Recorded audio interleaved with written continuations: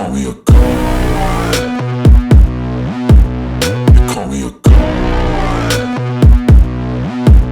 You call me a god. You call me a god. Let's go! I'm about to go off like a weapon. Fuel to the top, got a filled up engine. In my thoughts, obsession. I will not stop, no, I'm never second guessing. I got a God complex. Haters love to hate, but I never feel pressed. Got a lot on my plate, but I never get stressed. I'll take all the pressure like I'm acing this test. Tear it up like I'm Jason. I see the world like it's ready for the taking. I see this place like a game I'm playing. Straight to the bank to collect my payments. No negotiations, it's my way, I was born impatient. And like a damn Freemason, I'll run this nation. You call me a god. You call me a god. You call me a god. You call me a god. I don't know how to sell it. I just go till I drop. Whether it's working or shots, give it all that I got. You can watch me work in my element. Anyone in the way is irrelevant. You wanna cross me, cool, not intelligent. Cause I don't forget shit like an elephant. Go ahead and tempt me, put it on the line. YouTube family, what's good with you? It's your boy 2A and LA, and as always, fam, anything I say in this episode, prior episodes, and future episodes is just my personal opinion. Don't take it as fact. Don't take it as law. Always do your own homework and come up with your own conclusions. Right about now, fam, I should go ahead and tap that like button for your boy. If you're new to the channel, I want to say welcome. Come on in. You can join the congregation by smashing that subscribe button and requesting all post notifications. And if you are an existing supporter of this channel, bam! I appreciate you more than you can possibly imagine. You are the reason this channel is anything. Alright, fam, before we get this episode rolling, just a couple of disclaimers. I do not sell firearms, nor do I promote the sale of firearms or accessories or anything that would constitute a violation of YouTube community guidelines. Any reviews that I do on firearms or accessories are just that. They are for review purposes only. And if I reference the gun manufacturer or the company that happened to supply the product, I am just referencing that for disclosure purposes. All right? Now, fam, look. If you are not a member of the 2A in LA fam club, I do not know what you are doing at this point in time. As a member of the fan club, you receive unreleased content. You will receive content early. You become automatically eligible for all the giveaways that we do in our bi-weekly live streams, fam. Look. I believe I offer some of the best giveaway opportunities on YouTube. So make sure you're a member of the fam club. It's only $2.99 a month. Just click on that join button down below. And if you are interested in any of the 2A in LA merchandise, just hit that QR code in the corner. You see it. You see it right there. That will take you to the 2A in LA channel. Also, you can sign up to participate in a lot of our giveaways there. So make sure you hit that QR code. All right, that's it. Now let's get back into the episode.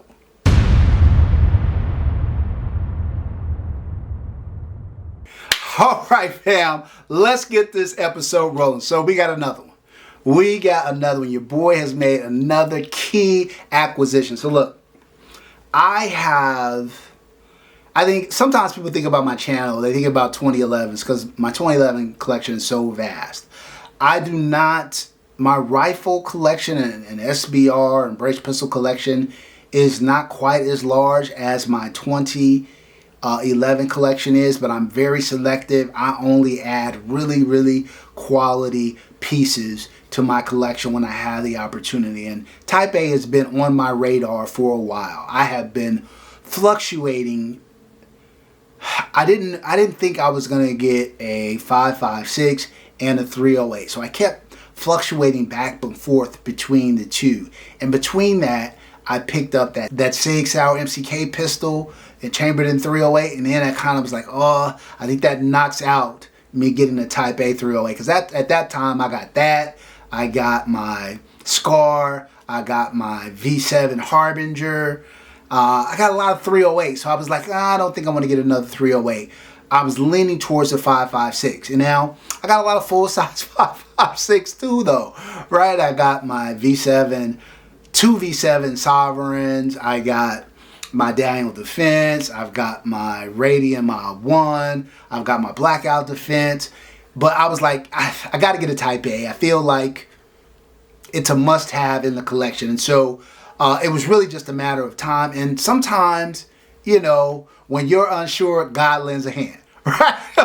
God lends a hand. And so while all that was going on, I happened to be in Covert and I saw an all-black braced pistol, short barrel, like a 7.5 inch barreled 5.56, and I was like, ooh, when did they come out with this? And then it was quad rail too, and I really hadn't seen a Type A quad rail pistol, let alone rifle. And so I was like, ooh, I'm interested. And that one was kind of all black, and I was like, oh, this is tight. And then my guys at Covert was like, psst. Whenever I get the psst, I know it's about to go down, right? And so my boys were like, hey, you know, we got a couple of different colorways you might want to take a look at upstairs. I mean, well, what? Say less. Say less. Bring it to Papa. Bring it downstairs, right? So they bring down this, and fam, oh me, oh my, oh Cleveland, Ohio, they just came out with this sexy beast right here. You see it. What I'm going to need you to do is stop playing with your boy.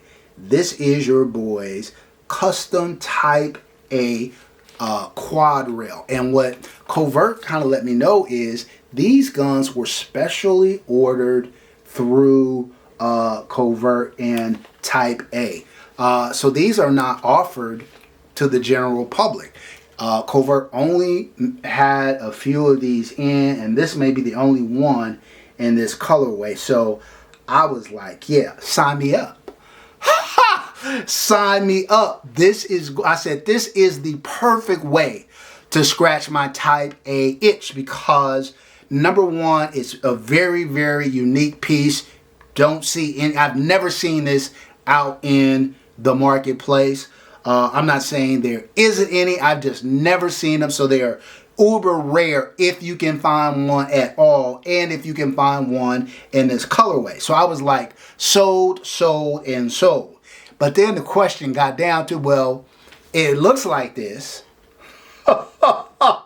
It looks like this, and I'll say, you know, we put a Unity riser, that Vortex UH1 on the Unity riser. We got the SMS Trinity laser up front, so we got that cloud defense with the pressure pad on it right here.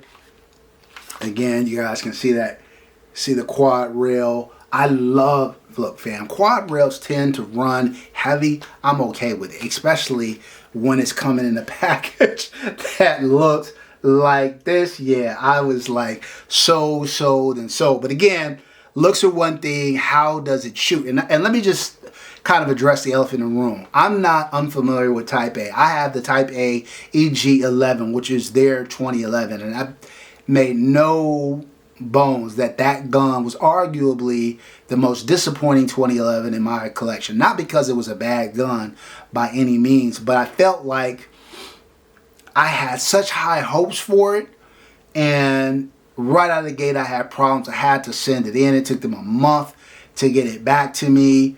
I just felt like, even though it's a great shooting gun, a great looking gun, it just had a real rocky start, and I felt like the customer service, obviously the QC wasn't the best, and the customer service wasn't the best. And so I was a little concerned. Now, I shot them some bail because it was their very first 2011. They are known for their rifles, right? And so that's why it didn't turn me off to the brand.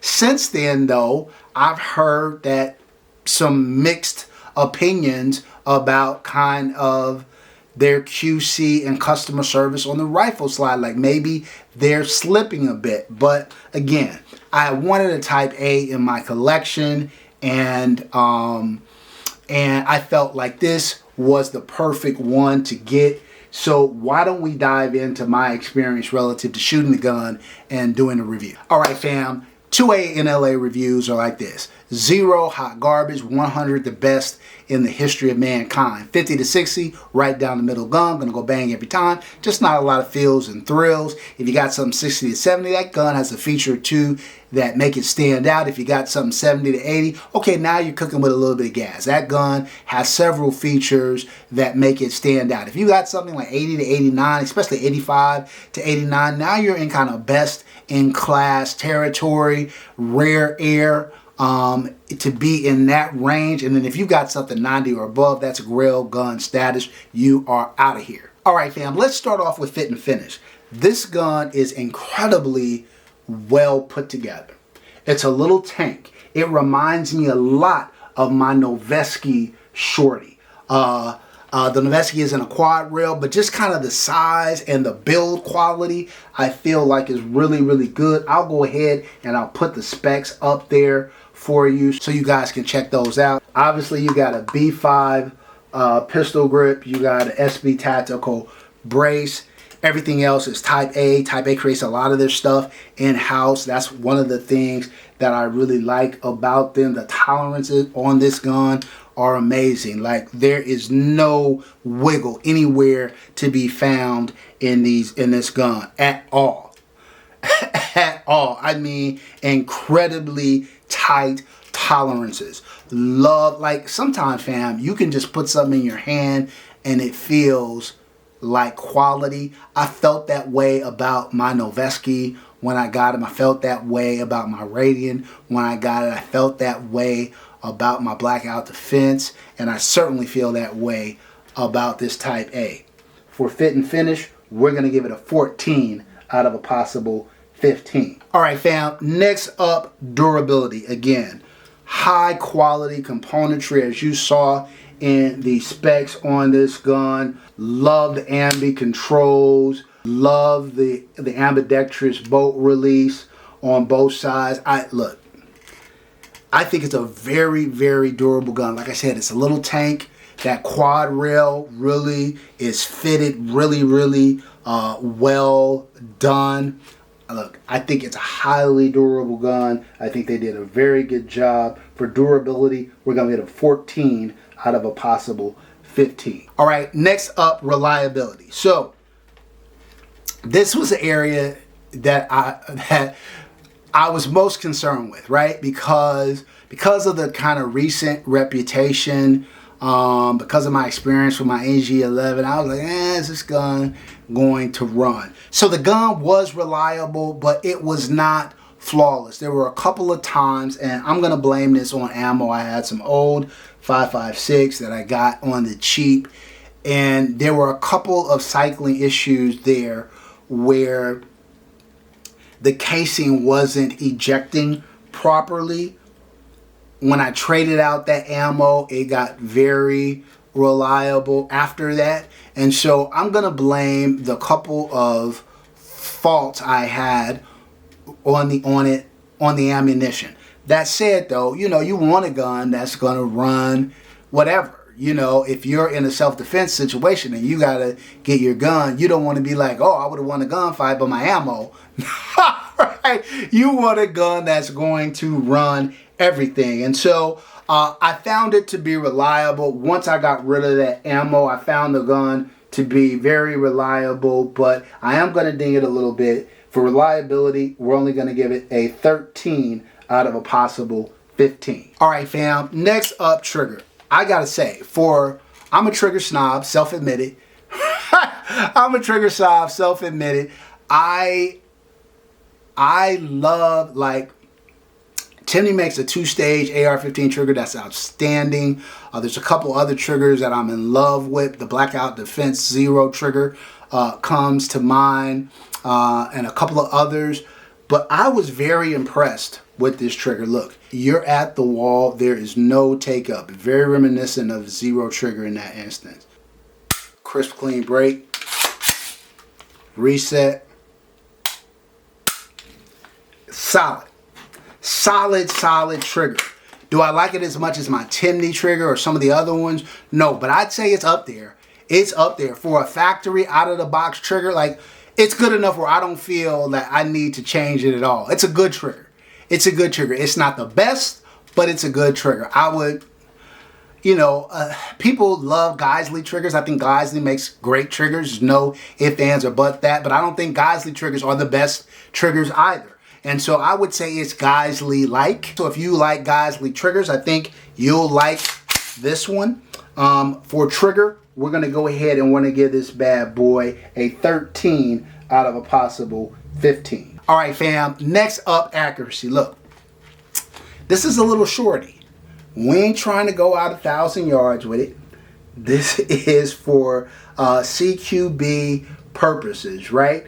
And as far as that goes, I found it to be very accurate for what its use case is, right? I was getting very small groups.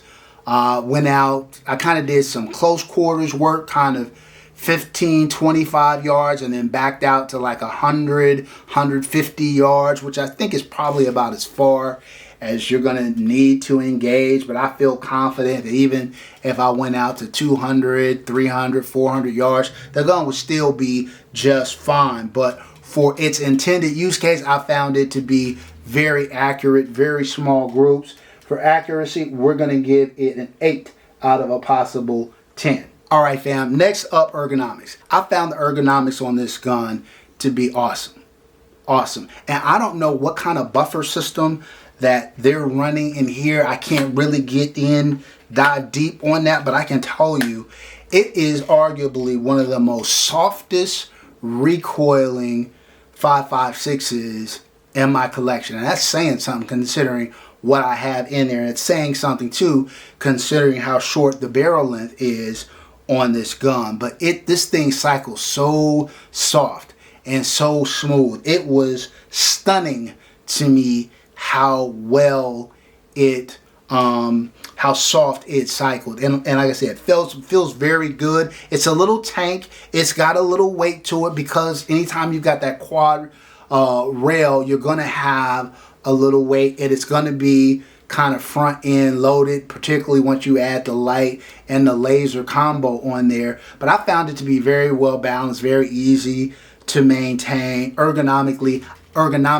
I think the gun is solid for ergonomics. We're going to give it an 8 out of a possible 10. All right, fam, these next two categories, aftermarket support, maintenance, and upkeep, we're just going to put them together and stop playing. It's AR-15. It's AR-15. AR-15s are the Glocks of the rifle world. There is crazy aftermarket support. Look at this damn thing. Look at everything I've done to it, from the mag to the laser to the optic to the light, all of the above. Crazy aftermarket support. AR-15, very easy to maintain, to take up, take down. So we're going to give it a 5 out of 5 for aftermarket support and a 5 out of 5 for maintenance and upkeep. All right, fam. Next up, affordability. Look, not cheap. Not cheap. Now, is it over the moon expensive? No. This isn't a Terran V7 Harbinger collaboration. It's right in the range of where I think it should be relative to its peers. Right where Noveski lives. Right where Radian lives. In the neighborhood of where Daniel Defense lives. In the neighborhood of, V7. Non-Terran V7s, right? And so it costs a pretty penny. It is not inexpensive, but I think it is relative to the quality, the build quality, the fit and finish, shootability, all of the bells and whistles. I think it's probably valued correctly, but that said, it's not cheap. For affordability, we're going to give it a 3 out of a possible 5. Last but not least, flex. Is Instagram gonna go crazy? Are your boys gonna be like, damn? Yup.